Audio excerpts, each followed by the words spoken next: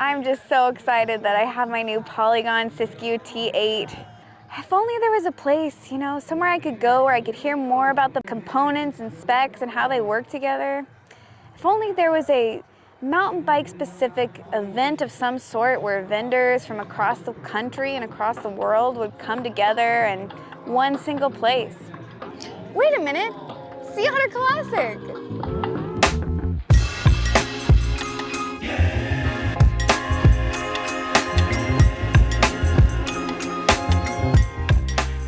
So I'm here with James and we're at Fox Factory. So James, if you could just I have the Fox float and then I've got the Fox 34 up front, but maybe just share a little bit about those components and how to set them up, that sort of thing. It's pretty straightforward, honestly. Fantastic for a trail build. Going to give you that kind of nice lightweight feel, but also really good climbing performance and pedaling performance with enough support to take the bigger hits also. Setup's pretty straightforward. So the first thing to think about when setting up suspension, you want to open up all your compression dials. So take out all the rebounds. So set your open mode on the rear shocks full open.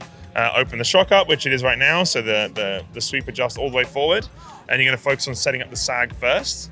With a trail bike, you generally want to look at about a 15 to 20% sag for the front forks. That's how much the fork compresses under your body weight.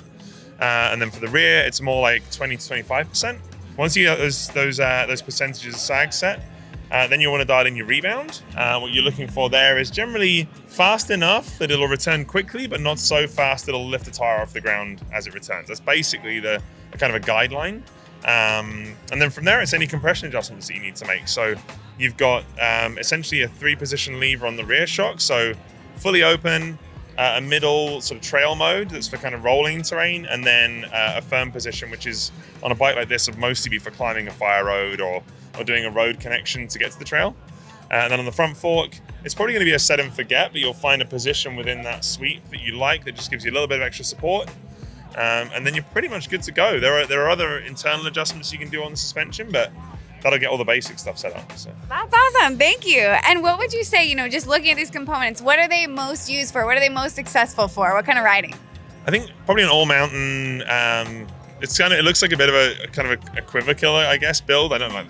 Not big on the kind of catchphrases, but yeah. As far as a good one bike to do everything, you've got enough capability and the right angles on the bike, enough suspension to do the bigger hits as long as you're smooth.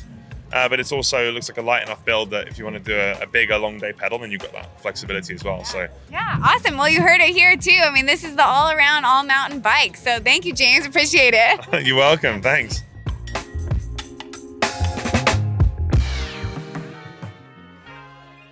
I'm out here at the Shimano booth with Mike. He's going to talk to me a little bit about my awesome SLX drivetrain. Yeah, so this is our SLX drivetrain, 12 speeds.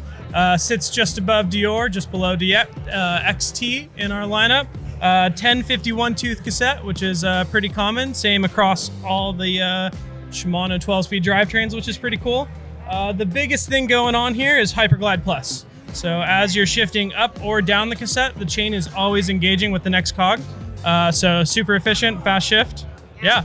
Yeah, and I've already found that, shifts like a dream, especially in comparison to some other drivetrains that I've ridden in the past. So I really appreciate that. So what do you think are the best qualities of this drivetrain and maybe some things that could improve on? Oh yeah, definitely the shifting up and down the cassette. No letting off the pedals. That's probably the best part. What you could improve upon? Yeah, not much. Great entry level product. Awesome. Yeah. Best bang for the buck. That's what we're hearing a lot on this Polygon bike. It's going to have the components that's going to get you on the mountain, get you having fun, and then you can work on those upgrades like a new chain, right? Definitely a chain. Thank you so much, Mike. Appreciate it. Yeah, no worries.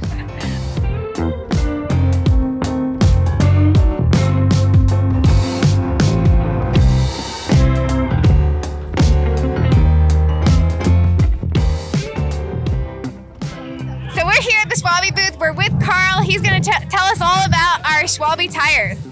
Hey Wendy, it's good to see you. You got a beautiful new bike, and I've seen you've been rocking the handstem front and rear. And to be honest, it's the perfect tire for Californian conditions. So you're on the revamped one, and this one's giving you a surfy feeling on the trails, which I really like about it.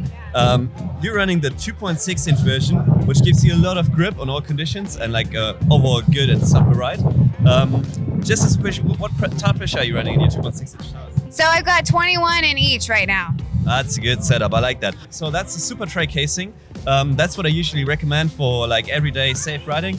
With that, the tire should be able to withstand all the abuse it's going to see, like sharp rocks, whatever. And it also allows you to drop pressure, maybe even a bit more. If I look at the compound you're currently at, that's our Addict Speed Grip compound. It's our most versatile compound. It gives you really good grip and durability in most conditions. If you're searching for something that gives you a bit better off-road grip, especially when it's getting wet, I would recommend to go for a Magic Mary 2.6 with our soft compound. The good thing about our soft compound is it not only offers you better grip, but also better dampening, so it helps you bike to stick to the ground when things get rough, which you usually find on the treads around here. Wow, okay, that's really helpful. Yeah, and we're riding in California, Oregon Trail, so it's mostly dry. It sounds like these are the right tires for that, right? I would say you're absolutely fine with these tires, and you should have a lot of fun with them. Awesome, thank you so much, Carl, appreciate it. My pleasure.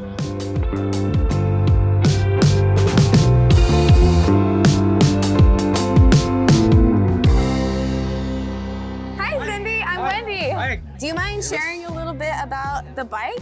So yeah, this is our Siskiu series. Basically, like this is the most popular lineup that we have right now. Cool, and I want to know, like, what was the original idea behind this bike? Like, what's it made for? Okay, so originally the story behind is actually like we want to have more people on the bikes. It's hardly ever affordable for most of people. So we try to make something that more affordable, but it's good and a good value and good performance bike that not makes people broke, basically. Yeah. So that's basically the idea. Like the story behind the Siskiu is how to bring more bikes to a lot of people, so they can ride, they can enjoy the experience. Still, we have to make it as good as at this game. Like the performance, has to be no compromise on the quality. There has to be no compromise on the how the bike performs. The suspension kinematic has to be good. So so basically that's the idea. Like how to bring more bikes to the people, basically. Yeah, definitely. Well, I think you're accomplishing that mission. Thank you, Cindy. It's so nice to meet you. Nice to meet you. Thank you. Thank you for coming by. Yes, thank you. One of my biggest takeaways after talking to the brand managers and product engineers at Sea Otter was just how versatile the T8 really is. And the fact that it's on sale at Bikes Online for under $2,000 is absolutely mind-blowing. I'm an affiliate with Bikes Online, and if you go down in the link to the description and use our affiliate link, not only will you get a great deal on an amazing bike, but you also help to support our channel and keep us going. As always, please let me know what questions you have down in the comments. I'll do my best to get you answers to those. And while you're down there, make sure you like this video and subscribe to our channel. And finally, after you've done that, head out for a ride and hopefully I'll see you out on the trails.